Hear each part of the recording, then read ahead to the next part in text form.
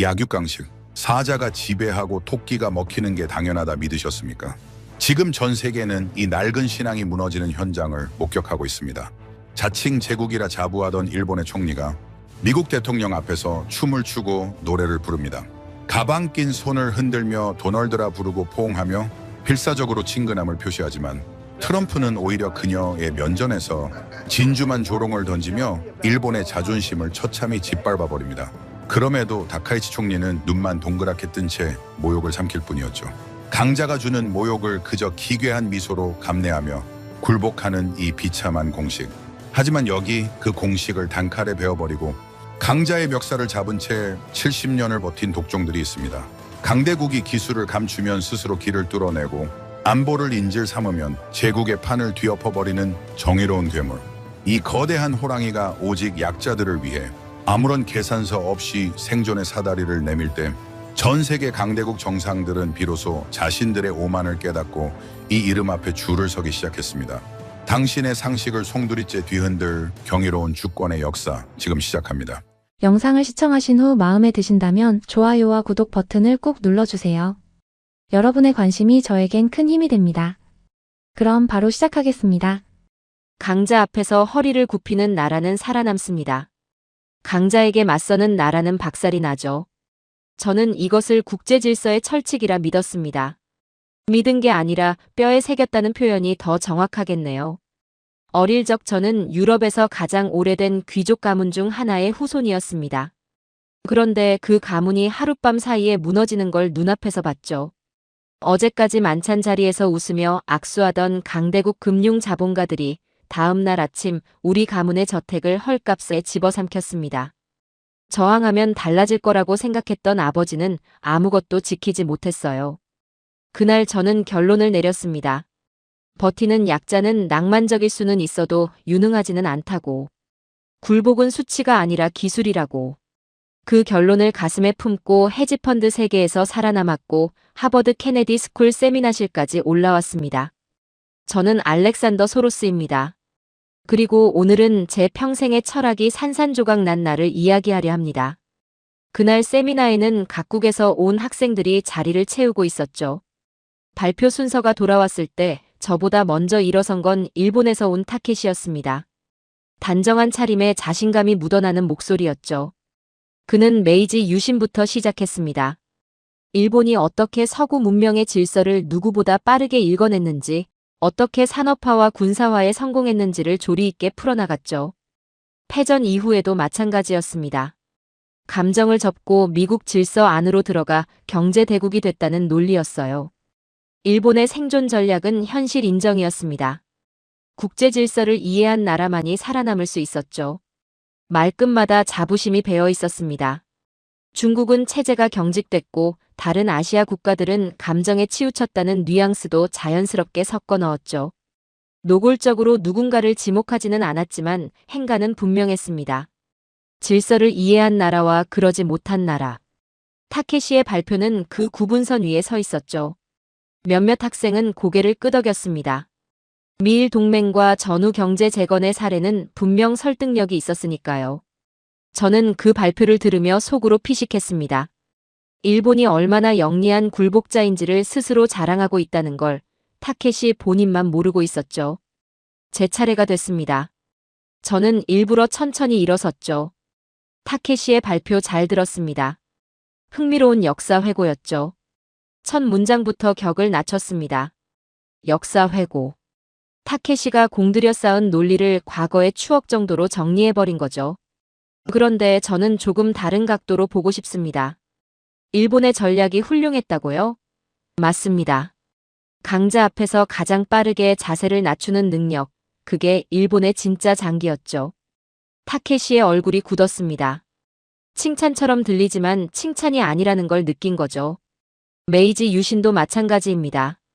독자적 근대화가 아니라 서구 질서에 가장 빨리 편입된 것이었죠. 전후 경제 부흥도 미국 체제 안에서 허락받은 성장이었습니다. 제국의 추억을 자랑하지만 현재는 강자의 기분을 읽는 기술로 버티는 나라. 그게 일본의 실체죠. 그건 동맹의 품격이에요. 타케시가 반박했습니다. 품격이 아니라 생존 본능이죠. 저는 잘라버렸습니다. 그 직후 저는 화면에 사진 한 장을 띄웠습니다. 백악관 만찬장에서 찍힌 사진이었죠. 다카이치 일본 총리가 양팔을 번쩍 들어올리며 환하게 웃는 모습이었습니다. 음악에 맞춰 몸을 흔들고 트럼프를 지나치게 친근하게 부르며 좌중의 분위기에 완전히 녹아든 장면이었죠. 진주만 언급이 나오자 순간 당황한 표정이 카메라에 잡히기도 했습니다. 일본 내부에서도 반응이 갈렸죠.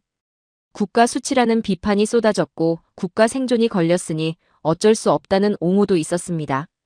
대부분의 사람들은 이 장면을 굴욕이라고 봤죠. 저는 다르게 봅니다. 강자 앞에서 감정을 지우고 체면을 줄이고 상대를 기분 좋게 만들어 거래 공간을 얻는 것. 이건 비굴함이 아니라 살아남는 기술이죠. 타케시의 얼굴은 붉어졌습니다. 주변 학생들 사이에서 불편한 침묵이 흘렀죠. 하지만 저는 멈추지 않았습니다. 다음은 베네수엘라였습니다. 극심한 경제 제재와 정치적 고립 속에서 베네수엘라 부통령이 트럼프에게 노벨상 메달을 바치려 했던 사례를 꺼냈죠. 국제사회의 눈으로 보면 처절하고 비참한 장면이었습니다. 그런데 저는 이걸 합리적 거래라고 불렀죠. 메달이든 명예든 살아남는 데 필요하면 얼마든지 내놓을 수 있어야 합니다. 영광을 보관하는 지도자보다 수치를 삼켜서라도 질서를 유지하는 지도자가 더 현실적이죠. 남미에서 온 학생 하나가 시선을 내리깔았습니다. 표정에서 불편함이 읽혔지만 아무 말도 하지 않았죠. 저는 마지막 못을 박았습니다. 약한 국가에게 선택지는 많지 않습니다. 체면을 지키는 순간 비용이 발생하고 그 비용은 결국 국민이 치르죠.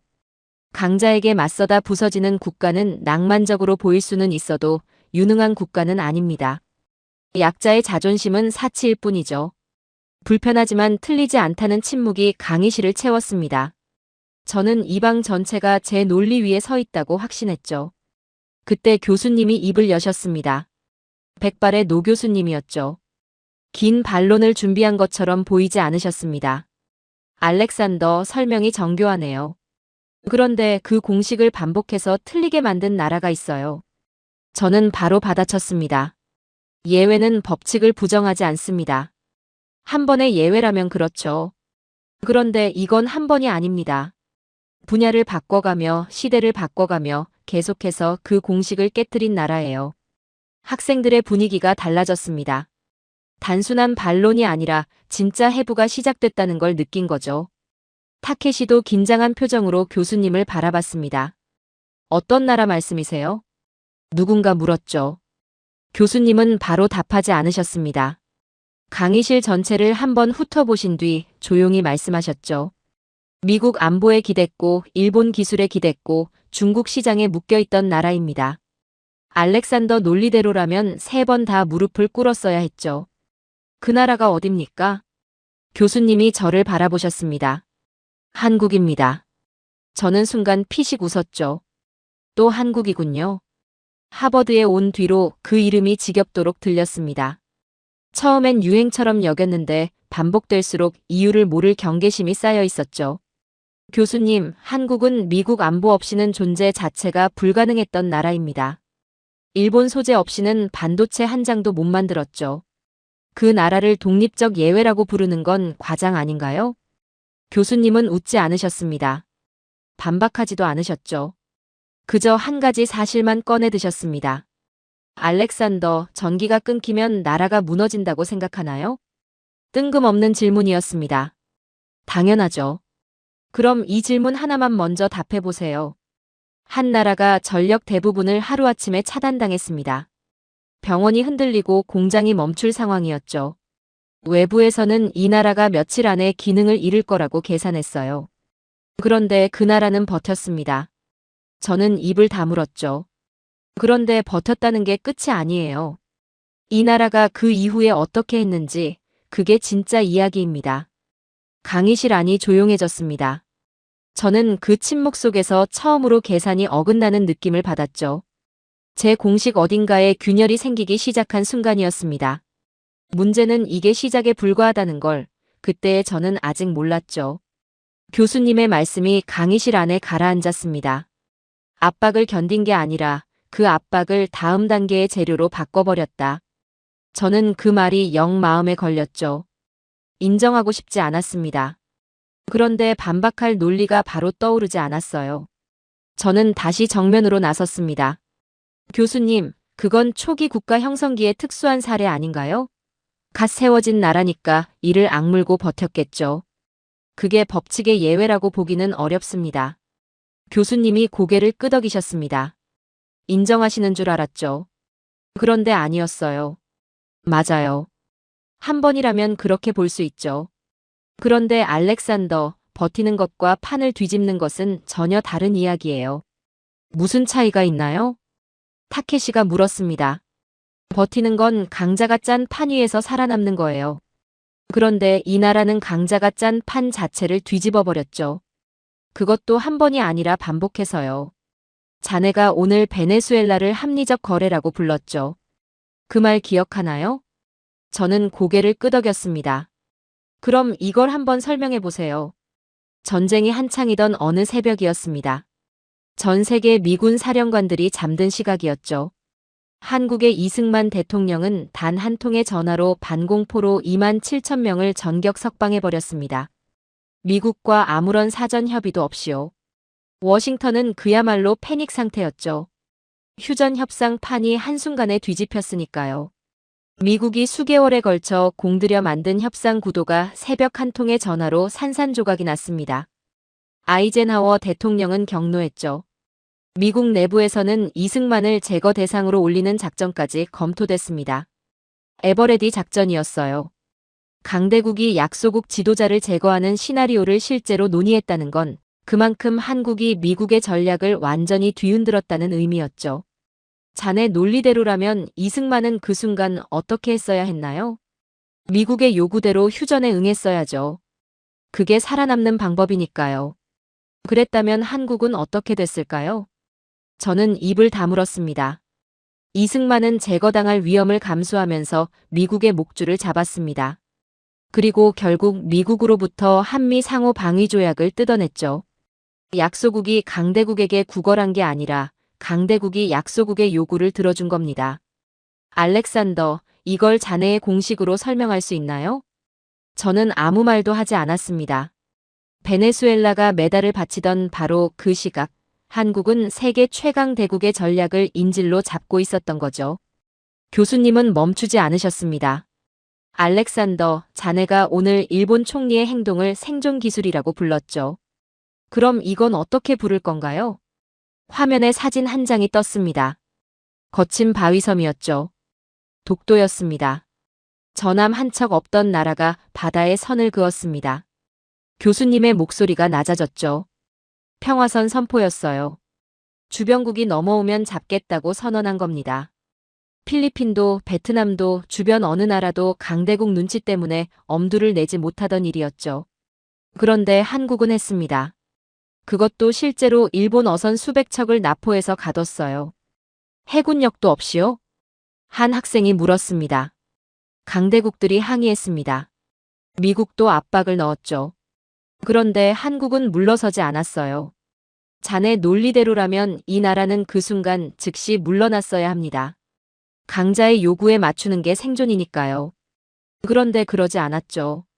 타케시의 표정이 굳어 있었습니다. 그의 나라 어선들이 납포됐던 이야기였으니까요. 더 있습니다. 같은 시기 독도에는 군인이 없었습니다. 정부가 파견한 병력도 없었어요. 그런데 섬을 지키는 사람들이 있었죠. 누가요? 민간인들이었습니다. 자발적으로 들어간 의용수비대였어요. 총도 변변치 않았고 배도 낡았고 국가의 명령도 없었습니다. 그런데 일본이 상륙을 시도할 때마다 이 민간인들이 막아냈죠. 강대국의 군함 앞에 어부들이 서 있었던 겁니다. 강의실 안이 무거워졌습니다. 저도 모르게 그 장면을 머릿속에 그리고 있었죠. 낡은 총을 든 어부들이 일본 군함을 향해 버티고 서 있는 모습이요. 알렉산더, 이 사람들은 자네 논리로 보면 무식한 겁니까? 아니면 용감한 겁니까? 저는 대답하지 않았습니다. 대답할 수가 없었죠. 교수님은 이번엔 목소리를 높이지 않으셨습니다. 오히려 더 낮고 조용하게 말씀하셨죠. 알렉산더 한국 전쟁이 끝나기도 전이었습니다. 미국과 소련이 한반도의 운명을 자기들끼리 결정하려 하던 시절이었죠. 신탁 통치 논의가 나왔을 때 무기도 돈도 없던 이 나라 국민들이 거리로 쏟아져 나왔습니다. 강대국들을 향해서였죠. 우리 운명은 우리가 결정한다고 외쳤습니다. 세계 최강국들이 한반도를 식탁 위에 올려놓고 나이프를 들었을 때 맨손의 사람들이 그 식탁을 뒤엎으려 했던 거예요. 자네가 말하는 합리적 수능은 그 자리에 없었습니다. 저는 그 말을 듣는 순간 이상한 감각을 느꼈습니다. 반박하고 싶었는데 뭘 반박해야 할지 몰랐죠. 또 있습니다. 카터 행정부 시절이었습니다. 미국이 주한미군 철수를 압박하며 한국을 길들이려 했죠. 자네 논리대로라면 한국은 그 순간 어떻게 했어야 했나요? 굴복했어야죠. 미군이 없으면 안보가 무너지니까요. 한국은 핵개발 카드를 만졌습니다.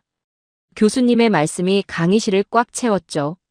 미군이 나가면 우리가 직접 만들겠다는 신호를 보낸 거예요. 강대국이 내미는 안보의 우산을 종 속의 도구로 쓰려 할 때 그 우산을 접고 빗속으로 걸어 나가겠다는 도끼였죠. 결국 미국은 철수 카드를 걷었습니다. 저는 등줄기가 서늘해지는 걸 느꼈습니다.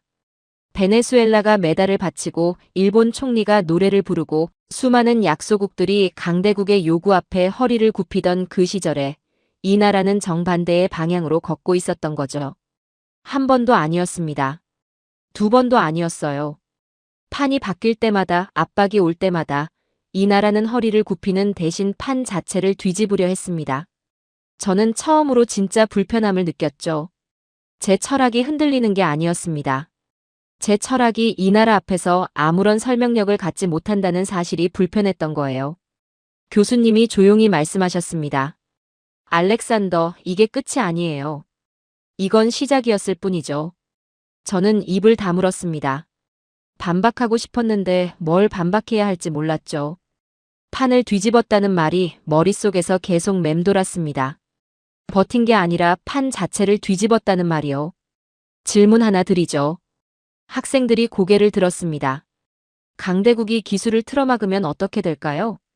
아무도 선뜻 답하지 않았죠. 대부분의 나라는 빌렸습니다. 기술을 개발할 자본도 없고 인력도 없고 시간도 없으니까요. 강대국의 기술에 기대고 그 대가로 크고 작은 것들을 내어주죠. 이게 현실입니다. 그런데 그 현실을 현실로 받아들이지 않은 나라가 있습니다. 반도체를 아시나요? 지금 여러분이 들고 있는 스마트폰, 타고 온 자동차, 현대 문명을 돌아가게 하는 거의 모든 것에 반도체가 들어갑니다. 불과 몇십 년 전만 해도 이 반도체는 완전히 강대국의 전유물이었죠. 한국이 반도체를 하겠다고 선언했을 때 일본의 반응이 어땠는지 아세요? 비웃었습니다. 한국이 반도체를 하면 내 손에 장을 지진다는 말이 일본 업계에서 공공연하게 돌았죠. 기술 장벽을 높이고 장비 수출을 틀어막고 한국이 넘어오지 못하게 문을 걸어 잠갔습니다. 그래서 한국이 포기했나요?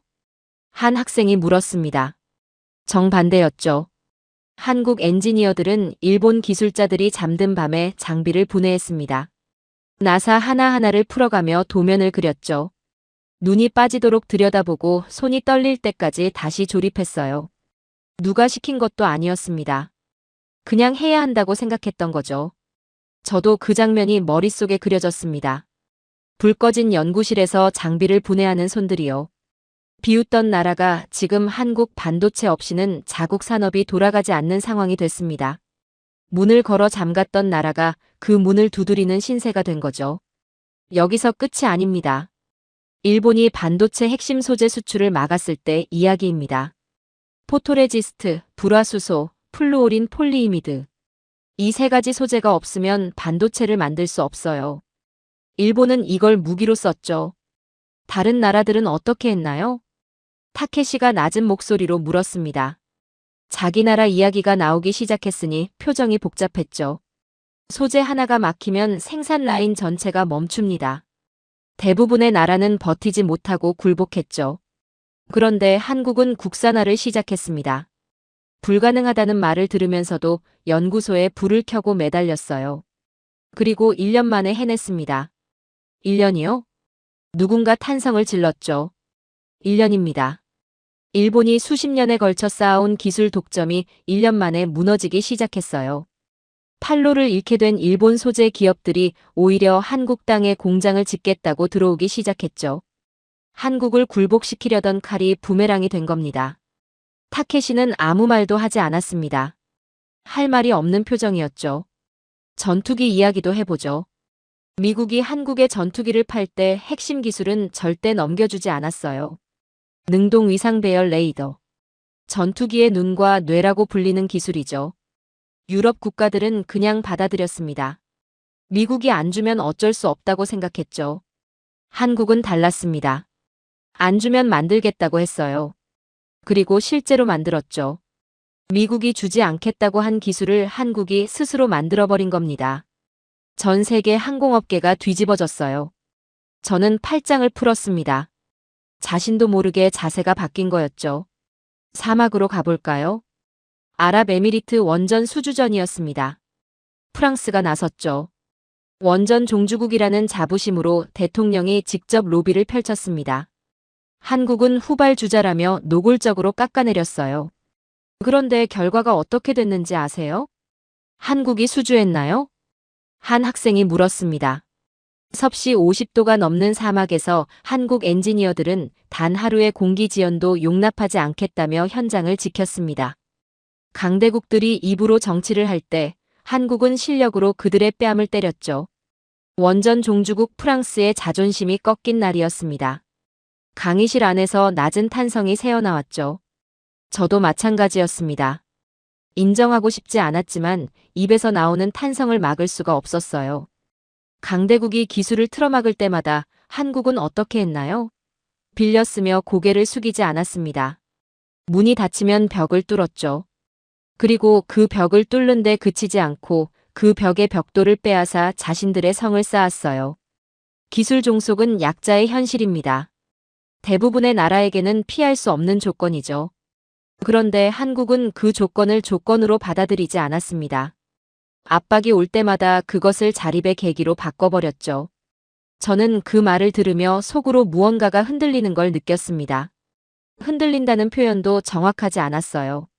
제가 평생 쌓아온 공식이 이 나라 앞에서 자꾸 설명력을 잃어가고 있었죠. 강자에게 맞서면 부서진다고 믿었는데 이 나라는 맞설 때마다 오히려 더 강해졌습니다. 그게 한 번도 아니고 두 번도 아니고 분야를 바꿔가며 반복됐죠. 저는 그 사실이 불편했습니다. 불편한 게 아니라 당혹스러웠어요. 그리고 그 당혹감이 무언가를 의미한다는 걸 저는 아직 인정하고 싶지 않았죠. 저는 당혹감 속에 앉아 있었습니다. 강자에게 맞서면 부서진다는 제 공식이 이 나라 앞에서 계속 설명력을 잃어가고 있었습니다. 그런데 교수님은 거기서 멈추지 않으셨어요. 지금까지는 한국이 강자 앞에서 어떻게 행동했는지를 봤습니다. 강의실이 조용해졌죠. 이번엔 다른 질문을 드리겠습니다. 강자가 된 나라는 약자에게 어떻게 행동할까요? 아무도 말하지 않았습니다. 역사를 보면 답이 나오죠. 강자는 약자를 지배합니다. 원조라는 이름으로, 협력이라는 이름으로, 투자라는 이름으로요. 그런데 그 뒤에는 항상 계산서가 따라옵니다. 저는 고개를 끄덕였습니다. 그건 제가 오랫동안 믿어온 사실이었죠. 강대국의 원조는 자비가 아니라 더 정교한 지배의 도구입니다. 그 점만큼은 교수님과 생각이 같았어요. 중국이 아프리카에 도로와 철도를 깔아준 이야기를 아시나요? 몇몇 학생이 고개를 끄덕였습니다. 겉으로는 개발 원조였죠. 그런데 그 도로는 아프리카의 자원을 한국까지 실어 나르기 위한 통로였습니다. 철도가 깔릴수록 아프리카 국가들은 빚더미에 앉았어요. 도움을 받은 게 아니라 더 정교하게 묶인 거죠. 이게 강대국이 약자에게 베푸는 원조의 실체입니다. 남미에서 온 학생이 쓴웃음을 지었습니다. 남의 이야기가 아니었겠죠. 그런데 여기 이 공식을 따르지 않은 나라가 있습니다. 저는 또 그 이름이 나올 거라는 걸 알았죠. 한국입니다. 그런데 이번엔 조금 다른 이야기예요. 강자 앞에서 어떻게 버텼느냐가 아니라 강해진 뒤에 어떻게 행동했느냐의 이야기죠. 저는 팔짱을 꼈습니다. 솔직히 말하면 이 부분이 더 궁금했어요. 강자 앞에서 버티는 건 도끼로 설명이 됩니다. 그런데 강해진 뒤에 약자에게 어떻게 행동하느냐, 그건 전혀 다른 문제죠. 아프리카 이야기부터 하겠습니다. 한국이 르완다와 에티오피아에 무엇을 가져갔는지 아세요? 돈이 아니었습니다. 기술도 아니었어요. 새마을 운동이었습니다. 새마을 운동이요? 한 학생이 고개를 갸웃했습니다. 한국이 가난을 부순 방식이었어요. 스스로 할 수 있다는 정신, 마을 단위로 뭉쳐서 환경을 바꾸는 방법, 그 매뉴얼을 통째로 가져간 거죠. 돈을 빌려주고 이자를 받는 게 아니라 스스로 가난을 부수는 법을 가르쳐 준 겁니다. 유엔이 이걸 인류 빈곤 퇴치의 교과서로 공인한 이유가 여기에 있죠. 저는 그 말을 듣고 뭔가 이상하다는 느낌을 받았습니다. 도움을 주면서 아무것도 받지 않는다는 게 제 논리로는 설명이 안 됐으니까요. 왜 그렇게 했나요? 대가가 없잖아요. 제가 물었습니다. 한국도 그걸 겪었으니까요. 강대국들이 원조를 미끼로 자국을 묶으려 했던 경험을 직접 했죠. 그래서 자신들이 받고 싶었던 방식으로 줬습니다. 대가 없이요. 남미 이야기도 있습니다. 다국적 기업들이 남미 농민들에게 한 번 쓰고 죽는 종자를 팔아 폭리를 취하고 있을 때였죠. 한 번 사면 다음 해에 또 사야 하는 종자였습니다. 농민들은 매년 종자를 사기 위해 빚을 졌어요. 강의실 안에 남미 학생들 표정이 굳었습니다. 한국농촌진흥청은 파라과이에 상주했습니다. 그들의 기후에 맞는 참깨와 옥수수 종자를 직접 개발했죠. 그리고 무상으로 풀었습니다. 강대국이 종자로 협박해 배를 불릴 때 한국은 식량 주권을 선물한 거예요. 진짜로 아무 조건이 없었나요? 남미 학생 하나가 반신반의하는 표정으로 물었습니다. 아무 조건이 없었습니다. 그 학생은 한동안 말이 없었죠. 필리핀 이야기도 해볼까요? 태풍 하이엔이 필리핀을 덮쳤을 때였죠. 강대국들이 군대를 보낼 때 보통 무엇을 챙기는지 아세요? 전략적 요충지입니다. 재건보다 주둔이 먼저죠. 그런데 한국은 아라우 부대를 보냈어요. 이 부대가 들고 간 건 총이 아니라 망치와 삽이었습니다. 무너진 학교 67곳과 병원을 다시 지었죠. 이 부대가 철수할 때 필리핀 아이들이 군복을 붙잡고 울며 배웅했습니다. 강의실이 무거워졌습니다.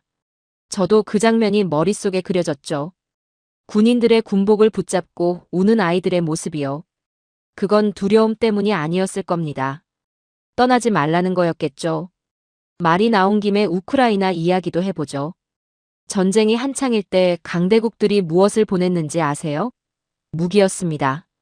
재고를 처리하면서 주도권 싸움을 했죠. 한국은 달랐습니다.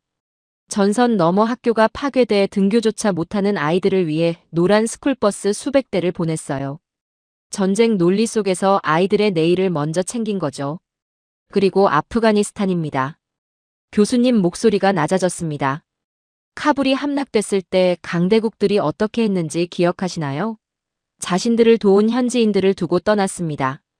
통역사, 행정직원, 협력자들이 탈레반에게 노출된 채 버려졌죠. 한국은 군 수송기를 급파했습니다. 391명의 조력자와 가족을 구출했어요. 그리고 이들을 난민이 아닌 특별기여자로 예우하며 정착을 도왔죠. 약속을 지킨 겁니다. 저는 그 말에 멈췄습니다. 약속을 지켰다. 국익의 관점에서 보면 아무 이득도 없는 일이었죠. 위험을 감수하면서 사람을 구하러 간 겁니다. 제 논리로는 설명이 안 되는 행동이었어요. 마지막입니다. 팬데믹 초기였죠. 선진국들이 진단키트와 백신을 창고에 쌓아두고 있을 때 한국은 드라이브 스루 진단법과 역학조사 시스템을 전 세계 120개국에 무상으로 전수했습니다. 개발도상국 아이들이 진단조차 받지 못해 쓰러질 때 한국은 그 방법을 아낌없이 풀었어요. 강의실 안이 조용했습니다. 강대국들은 약자에게 빵 한 조각을 주며 영혼을 요구했습니다. 한국은 빵 만드는 법을 알려주며 그들의 영혼을 지켜줬죠. 저는 그 문장을 듣는 순간 뭔가가 무너지는 걸 느꼈습니다. 반박하려고 했습니다. 이것도 결국 국가 이미지를 쌓기 위한 계산이 아니냐고. 소프트 파워를 키우기 위한 전략이 아니냐고. 그런데 그 반박이 입 밖으로 나오지 않았죠. 아프가니스탄 수송기가 떠오른 겁니다. 그건 소프트 파워 계산으로 설명이 안 됐습니다. 탈레반의 총구 앞에 수송기를 보내는 건 이익의 논리가 아니었으니까요. 저는 처음으로 제 철학의 빈틈을 느꼈습니다. 약육강식이 세상의 법칙이라고 믿었는데 이 나라는 강해진 뒤에도 그 법칙을 따르지 않았죠. 강자가 된 약자가 다른 약자를 일으켜 세우는 모습. 그건 제가 평생 한 번도 본 적 없는 장면이었습니다. 저는 마지막 반격 카드를 하나 쥐고 있었습니다. 한국이 아무리 도끼가 있고 기술이 있어도 국제 질서의 판 자체를 흔들 수는 없다는 거였죠. 미국과 중국이 패권을 다투는 구도 안에서 한국은 결국 어느 한쪽을 선택해야 하는 처지 아닌가요? 저는 그 생각을 입 밖으로 꺼냈습니다. 결국 한국은 미국과 중국 사이에 끼인 나라 아닌가요? 두 강대국이 패권을 다투는 구도 안에서 한국이 독자적인 역할을 한다는 건 과장 아닌가요? 강의실이 조용해졌습니다. 제 반박 중에서 가장 현실적인 질문이었죠. 그리고 솔직히 말하면 저는 이 질문만큼은 자신이 있었습니다. 아무리 기술이 뛰어나도 아무리 도끼가 강해도 미국과 중국이라는 두 개의 거대한 벽 사이에서 독자 노선을 걷는다는 건 낭만에 가깝다고 생각했으니까요. 좋은 질문입니다. 그런데 먼저 이것부터 생각해보죠. 강대국들이 자원을 무기로 쓸 때 가장 먼저 쓰러지는 나라들이 어디인지 아세요? 아무도 답하지 않았습니다. 에너지를 스스로 만들지 못하는 나라들입니다. 러시아가 가스 밸브를 잠갔을 때 유럽 전체가 흔들렸죠. 난방을 걱정하고 공장을 멈추고 정부 정책이 에너지 하나에 끌려다녔습니다. 강대국이 자원을 무기로 쓰면 약소국은 선택지가 없어요. 굴복하거나 얼어 죽거나 둘 중 하나죠. 유럽에서 온 학생 몇몇이 표정을 굳혔습니다. 남의 이야기가 아니었으니까요. 겨울마다 가스 요금이 폭등하고 정부가 러시아 눈치를 보며 외교 노선을 바꾸던 장면들이 불과 몇 년 전의 현실이었죠. 그런데 이 구도를 깨는 방법이 있습니다. 에너지를 스스로 만들 수 있게 되는 거죠. 한국이 원전 기술과 배터리 기술을 개발한 건 자국의 에너지 자립만을 위해서가 아니었습니다. 이 기술이 세계로 퍼져나가면 러시아의 가스 밸브는 더 이상 무기가 되지 않죠. 동유럽과 중앙아시아 이야기를 해보겠습니다. 러시아 가스에 묶여있던 나라들이 있습니다. 겨울마다 가스 공급이 끊길까봐 노심초사하고 러시아의 외교적 압박에 쉽게 끌려다녔죠. 에너지가 없으면 국가가 기능을 멈추니까요. 그 나라들에게 한국의 원전 기술이 들어가기 시작했습니다. 러시아 가스 없이도 전기를 만들 수 있는 구조가 생기는 거죠. 에너지 주권이 생기면 외교적 선택지가 넓어집니다. 러시아가 밸브를 잠근다고 협박해도 예전처럼 흔들리지 않아도 되는 거예요. 저는 그 논리의 구조가 정확하다는 걸 인정할 수밖에 없었습니다. 에너지 주권과 외교적 독립은 직결되니까요. 그건 제가 오랫동안 공부해온 국제정치의 기본 논리였죠. 배터리도 마찬가지입니다. 전기차 배터리 기술은 단순히 자동차 산업의 이야기가 아니에요. 에너지 저장 기술이 발전하면 태양광과 풍력으로 만든 전기를 보관할 수 있게 됩니다. 화석 연료에 의존하지 않아도 되는 나라들이 늘어나죠. 러시아의 가스가, 중동의 석유가 지금처럼 강력한 외교 무기가 되지 못하는 세상이 오는 겁니다. 한국이 그 기술을 쥐고 있어요. 단순히 기술을 파는 게 아닙니다. 그 나라들이 강대국의 에너지 협박에서 벗어날 수 있는 구조를 만들어주는 거죠.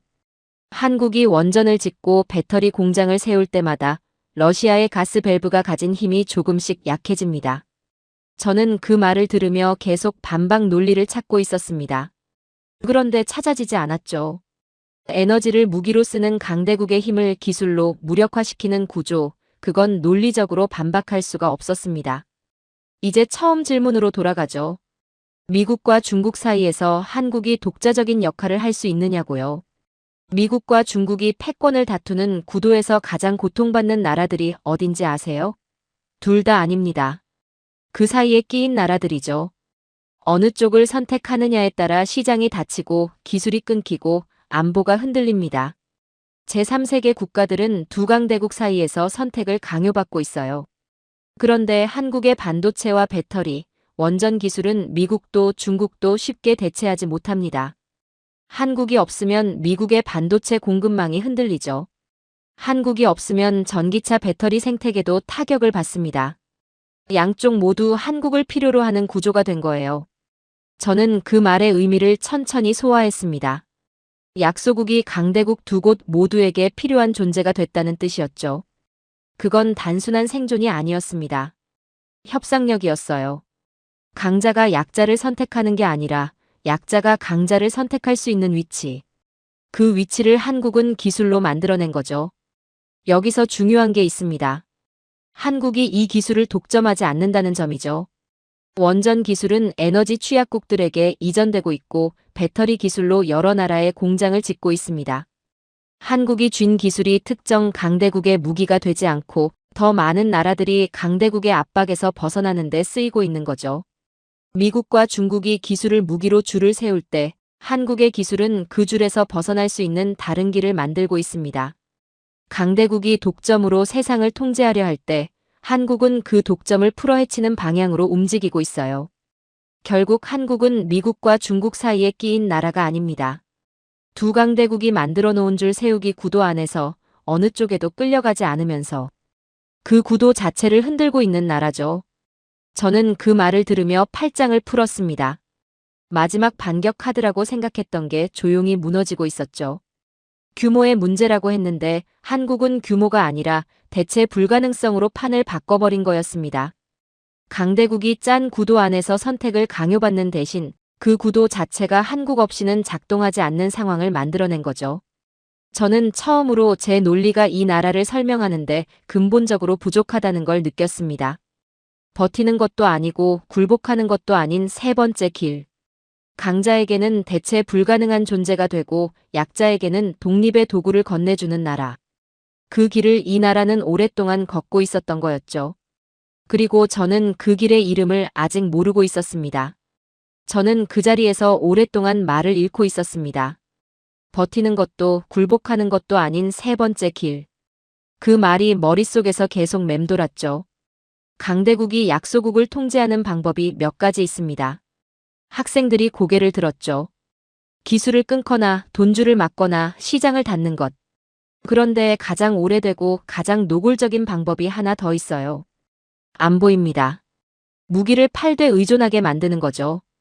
정비도 마음대로 못하게 하고 소프트웨어는 들여다보지도 못하게 하고 탄약은 공급자가 끊으면 그걸로 끝입니다. 무기를 샀는데 그 무기의 주인이 내가 아닌 구조죠. 강대국들이 수십 년간 써온 방식입니다.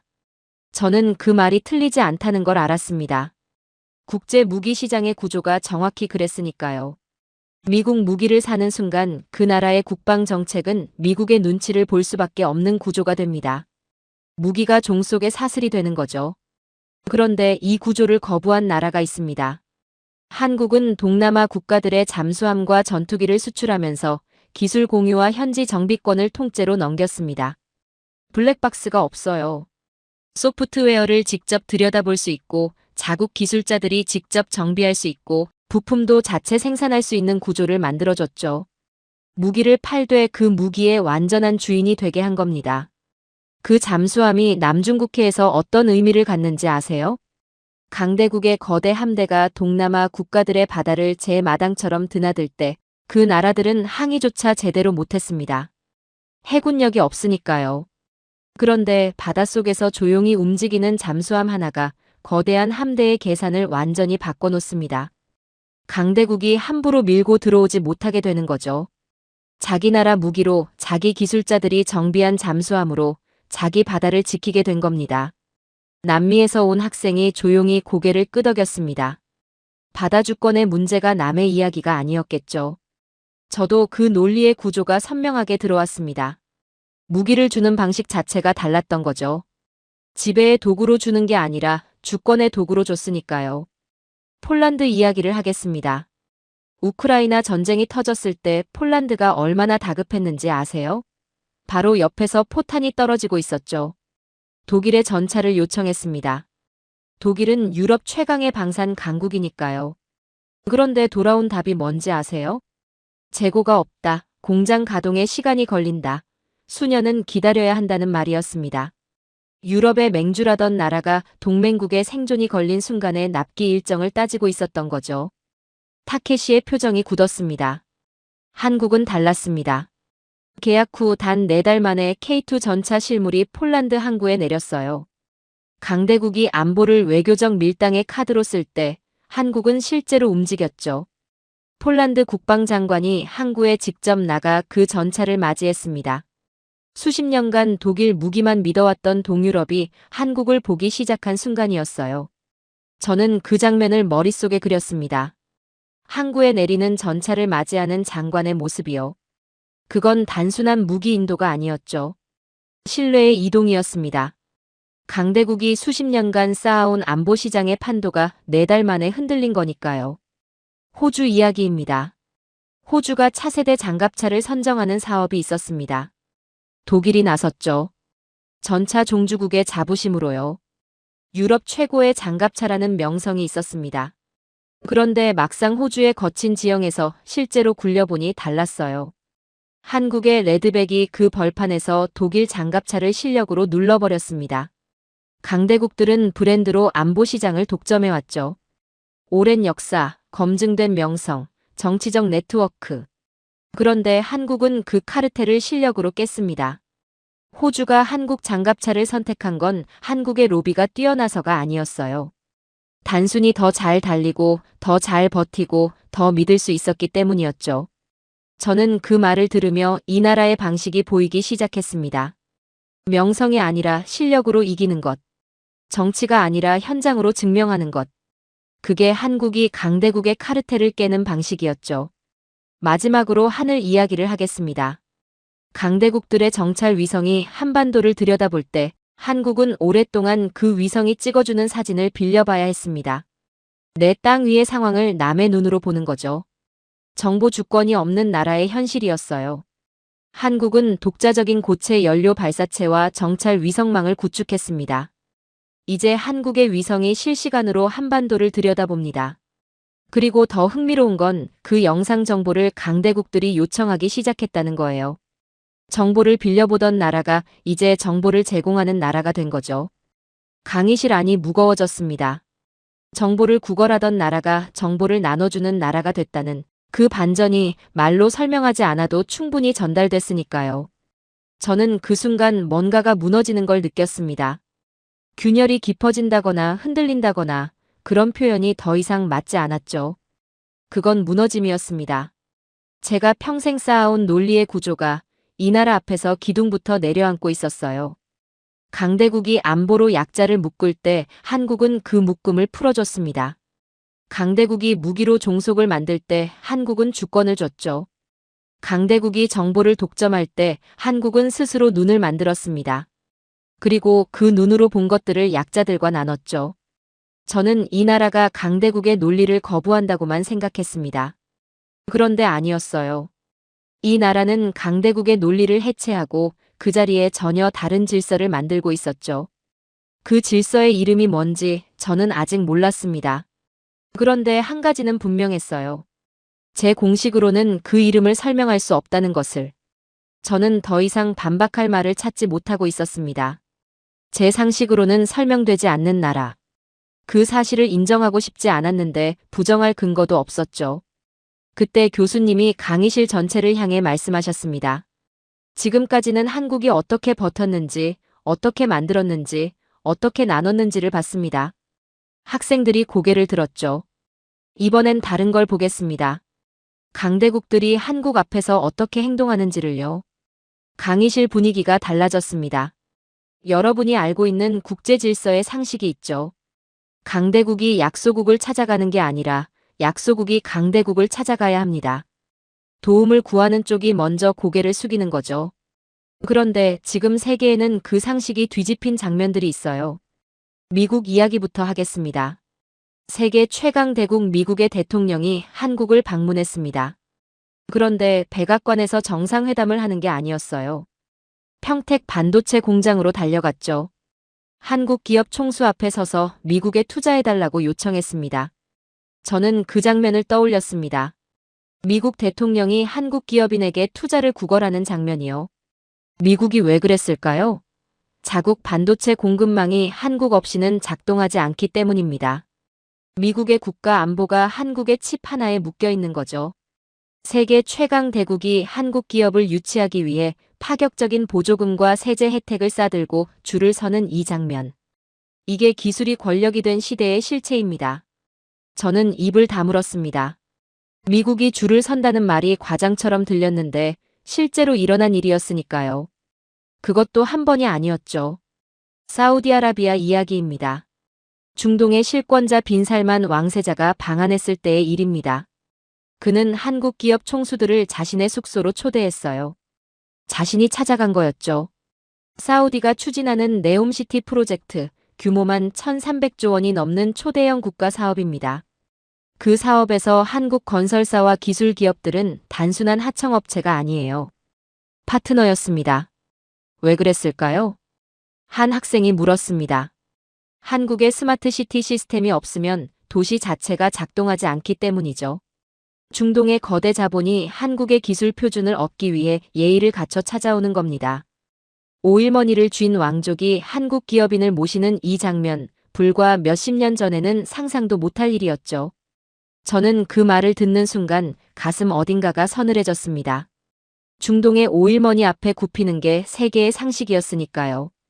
그런데 그 방향이 뒤집혀 있었습니다. 이번엔 행정 이야기를 하겠습니다. 팬데믹 당시 선진국들의 행정이 어떻게 됐는지 기억하시나요? 영국은 백신 접종 예약 시스템이 마비됐고 유럽 곳곳에서 아날로그 행정이 디지털 위기 앞에 무너졌습니다. 그런데 한국의 디지털 행정 시스템은 흔들리지 않았어요. 드라이브 스루 진단, 실시간 역학조사, 전국민 전자신분증 연동. 이 시스템들이 완벽하게 작동했죠. 그 이후 무슨 일이 벌어졌는지 아세요? 학생들이 집중했습니다. 영국과 덴마크 등 선진국들이 한국 행정안전부의 디지털 정보 시스템을 배우기 위해 공무원들을 파견하기 시작했습니다. 수백 년간 세계의 행정 표준을 만들어 온 유럽이 한국에서 행정을 배우러 온 거죠. 강대국이 만든 룰을 따르던 나라가 이제 강대국이 배우러 오는 나라가 된 겁니다. 타케시는 아무 말도 하지 않았습니다. 그의 나라 일본도 디지털 행정에서 한국에 한참 뒤처져 있다는 걸 알고 있었겠죠. 문화 이야기를 하겠습니다. 넷플릭스와 디즈니가 어떤 나라의 컨텐츠에 백지 수표를 내미는지 아세요? 한국입니다. 돈은 자기들이 내되 이야기의 방향과 결정권은 한국 제작자에게 맡기는 구조예요. 글로벌 미디어 제국이 한국의 서사와 감수성을 사기 위해 줄을 서는 겁니다. 강대국의 문화 자본이 한국의 이야기를 구매하는 을의 처지가 된 거죠. 강의실 안에서 낮은 탄성이 새어나왔습니다. 그뿐이 아닙니다. 한국어 대사가 자막 없이 전 세계 시청자들에게 전달되고 있어요. 언어는 권력입니다. 오랫동안 영어가 세계의 표준 언어였죠. 그런데 지금 전 세계 젊은이들이 한국어를 배우고 있습니다. 문화적 상전이 된 나라의 언어는 그 자체로 힘이 되는 거죠. 인도네시아, 우즈베키스탄, 카자흐스탄. 이 나라들에서 한국어 능력 시험이 무엇을 의미하는지 아세요? 공무원 임용과 승진의 필수 코스입니다. 한국어를 할 줄 알면 상류층으로 진입하는 나라들이 생겨나고 있어요. 강대국들이 자국의 이념과 언어를 강요할 때 한국은 성공의 기회를 표준으로 제시했습니다. 그 기회를 잡으려는 사람들이 스스로 한국을 향해 줄을 서고 있는 거죠. 강요가 아니라 선택으로요. 저는 그 말이 끝나는 순간 오랫동안 아무 말도 하지 않았습니다. 미국 대통령이 줄을 섭니다. 중동의 왕족이 모십니다. 유럽의 선진국들이 배우러 옵니다. 거대 미디어 제국들이 결정권을 내어줍니다. 수많은 나라의 청년들이 스스로 한국을 향해 고개를 돌립니다. 이건 외교의 성과가 아니었습니다. 로비의 결과도 아니었죠. 그저 실력이었습니다. 그저 신뢰였어요. 그저 오랜 시간 버텨온 도끼의 결과였죠. 저는 하버드 케네디 스쿨에 들어오던 날을 떠올렸습니다. 세상은 강자가 지배하고 약자는 강자의 질서 안에서 살아남는 법을 배워야 한다고 믿었던 날이요. 그 믿음이 오늘 이 강의실에서 조각나고 있었습니다. 한 장씩 한 사례씩 반박할 수 없는 현실 앞에서요. 저는 처음으로 제 철학이 틀렸을 수도 있다는 가능성을 마음속에 들였습니다. 아직 인정은 아니었죠. 그런데 부정도 아니었습니다. 그 사이 어딘가에서 저는 처음으로 흔들리고 있었습니다. 반박하려 했습니다. 그런데 말이 나오지 않았죠. 오늘 하루 동안 제가 꺼낸 모든 카드가 이 나라 앞에서 하나씩 무너졌습니다. 교수님이 강의실 전체를 향해 말씀하셨습니다. 마지막 이야기를 하겠습니다. 강대국들이 힘을 가지면 어떻게 하는지 아세요? 역사를 지웁니다. 돈과 로비로 과거를 세탁하고 피해자의 기록을 흐릿하게 만들죠. 강자가 과거를 지배하면 미래도 지배할 수 있으니까요. 역사는 언제나 승자의 기록이었습니다. 저는 그 말이 틀리지 않다는 걸 알았죠. 그런데 한국은 달랐습니다. 강자가 과거를 지우려 할 때 한국은 그 상처를 기록했어요. 증거를 모으고 증언을 남기고 전 세계에 알렸죠. 로비가 아니라 진실로 싸웠습니다. 결과가 어떻게 됐는지 아세요? 이제 전 세계는 강자의 변명이 아니라 한국의 정직한 기록을 역사의 표준으로 받아들이고 있습니다. 돈으로 역사를 사려던 나라가 기록 하나 앞에서 무릎을 꿇은 거죠. 강대국들이 죽어도 흉내낼 수 없는 승리였습니다. 저는 그 말 앞에서 한참을 멈췄습니다. 힘으로 이기는 건 알았습니다. 그런데 기록으로 이긴다는 건 제 공식 어디에도 없었죠. 한국이 가난을 부수고 일어선 방법을 아세요? 새마을 운동, 교육, 수출주도 성장. 그 매뉴얼을 한국은 책으로 만들었습니다. 그리고 전 세계 약소국들에게 아무런 대가 없이 나눠줬죠. 스스로 일어서는 법을 가르친 겁니다. 강대국들이 돈을 빌려주고 이자로 묶을 때 한국은 그 사슬을 끊는 방법을 알려줬어요. 한국 덕분에 일어선 나라들이 우리도 할 수 있다고 외칠 때 한국은 인류의 가장 든든한 등대가 됩니다.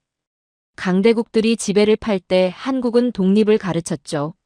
남미에서 온 학생이 조용히 고개를 끄덕였습니다. 아프리카에서 온 학생도 마찬가지였죠. 그들에게 이건 먼 나라 이야기가 아니었습니다. 6.25 전쟁 때 한국을 도운 나라들이 있었습니다. 에티오피아도 그중 하나였어요. 황제의 근위대를 보냈죠. 당시 에티오피아는 한국보다 훨씬 잘 사는 나라였습니다. 그런데 수십 년이 흘러 에티오피아가 가난해졌을 때 한국은 그 참전 용사들의 후손들에게 장학금을 주고 기술을 가르쳤어요. 은혜를 잊지 않은 겁니다. 강대국들이 이익에 따라 동맹을 벌일 때 한국은 수십 년 전의 은혜를 기억하고 갚았죠. 전 세계 약소국들이 한국을 진짜 친구라고 부르는 이유가 여기에 있습니다. 신의를 국력의 핵심으로 삼은 나라니까요. 저는 그 말을 듣는 순간 이상한 감각을 느꼈습니다. 수십 년 전의 은혜를 기억하고 갚는다는 것. 그건 국가 이익의 논리가 아니었어요. 저는 국가가 그런 방식으로 움직일 수 있다는 걸 한 번도 생각해 본 적이 없었습니다. 지구 이야기를 하겠습니다. 기후변화로 국토 자체가 가라앉고 있는 섬나라들이 있습니다. 강대국들은 탄소를 배출하며 책임을 회피하죠. 기후협약회의장에서는 거창한 선언을 하면서요. 한국은 달랐습니다. 가라앉는 섬나라에 해양 기술을 보냈어요. 굶주린 대륙에는 한국의 벼 품종을 심어 식량 자립을 도왔죠. 우리도 잿더미에서 일어났다는 그 한마디가 절망에 빠진 나라들에게 가장 강력한 메시지가 됩니다. 강대국들이 선언으로 때울 때 한국은 기술로 움직였어요. 저는 그 말을 듣는 순간 가슴 어딘가가 조여드는 걸 느꼈습니다. 잿더미에서 일어난 나라가 다른 잿더미 위에 서 있는 나라들에게 손을 내밀고 있었죠. 그 구조가 머릿속에 선명하게 그려졌습니다. 강대국 의료 자본들이 약값을 올리고 기술을 독점할 때 한국 의료진은 중앙아시아와 중동의 심장병 아이들을 한국으로 데려와 수술했습니다. 그리고 그 기법을 그 나라 의사들에게 무상으로 가르쳤죠. 돈이 없어 죽어가는 아이들을 위해 국가가 직접 나선 겁니다. 이익을 계산하지 않고요. 강대국 의료 자본이 생명을 비즈니스로 다룰 때 한국은 생명 자체를 지켜냈어요. 강의실 안이 무거워졌습니다. 아무도 말하지 않았죠. 교수님이 강의실을 한번 천천히 둘러보셨습니다. 그리고 조용히 말씀하셨어요. 처음에 굴복이 지혜고 저항은 미개하다고 했죠. 강자 앞에서 허리를 굽히는 나라만이 살아남는다고요. 저는 그 말을 듣고 있었습니다. 오늘 제가 한 말이었죠. 그런데 오늘 우리가 본 나라는 어떤 나라였나요? 전기가 끊겨도 굴복하지 않았고, 미국을 협박해서 조약을 뜯어냈고, 기술이 막히면 스스로 만들었고, 강해진 뒤에도 약자에게 손을 내밀었습니다. 지금은 강대국들이 그 나라 앞에 줄을 서고 있죠. 강대국들은 세상을 영토로 나눴지만 한국은 세상을 신뢰로 묶었습니다. 강자에게 비굴하지 않았고 약자에게 비겁하지 않았어요. 그게 오늘 우리가 본 대한민국입니다. 강의실이 조용했습니다. 누군가 움직이는 소리도 없었죠. 굴복이 생존이라고 했는데 이 나라는 굴복하지 않고 더 강해졌죠. 기술은 강대국의 전유물이라고 했는데 이 나라는 스스로 만들어버렸습니다. 원조는 지배의 도구라고 했는데 이 나라는 대가 없이 줬어요. 강대국 앞에서 줄을 서야 한다고 했는데 강대국들이 이 나라 앞에 줄을 서고 있었습니다. 저는 그동안 국제 질서를 냉철하게 분석해왔다고 믿었습니다. 숫자와 데이터와 현실 논리로 세상을 읽어온 사람이죠. 그런데 오늘 이 강의실에서 제 논리 전체가 설명하지 못하는 나라를 만났습니다. 저는 그게 불편했습니다. 불편한 게 아니라 당혹스러웠죠. 그리고 그 당혹감 밑에서 아주 조용하게 제가 평생 믿어온 것들이 흔들리고 있었습니다. 강의가 끝난 뒤 자리에서 일어나는데 다리가 평소와 달랐어요. 무거웠죠. 강의실 문을 나서면서 저는 딱 한 가지만 생각했습니다. 오늘 이 나라에 대해 제가 얼마나 몰랐는가. 그리고 그 무지가 얼마나 오랫동안 제 논리의 빈자리를 채우고 있었는가. 그것뿐이었습니다. 오늘의 사연은 여기까지입니다. 제국의 약육강식은 이제 이 작은 거인의 품격 앞에 무너졌습니다. 강자에겐 치명적인 송곳으로, 약자에겐 기꺼이 사다리가 되는 나라. 우리는 이것을 주권이라 부르고 세계는 희망이라 기록합니다. 비굴하지도 비겁하지도 않은 호랑이의 포효는 이제 시작입니다. 이게 바로 지금 대한민국의 실체입니다. 긴 영상 시청해주셔서 감사합니다. 내일은 더 좋은 영상으로 찾아오겠습니다.